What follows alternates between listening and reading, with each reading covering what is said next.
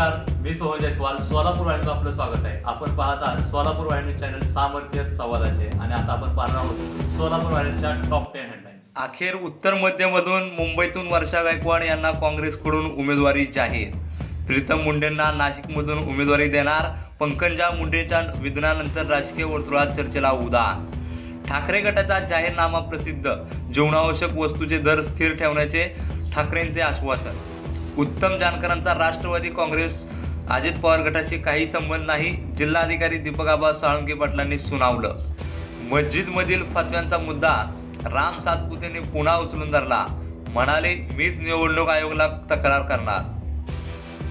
अकलूजला रावण जन्मला आणि आमच्या उरावर बसला. आता परत जन्माला घालू नका.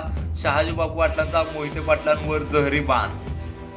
पंतप्रधान मोदी उद्धव ठाकरे एकाच दिवशी सोलापुरात.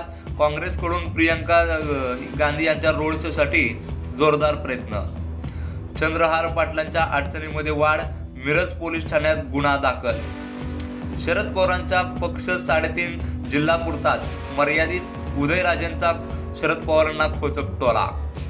आणखीन एक माजी आमदार पवारांना साथ देणार, तसेच माजी जिल्हा परिषद अध्यक्ष सभापती देखील तुतारी वाजवणार.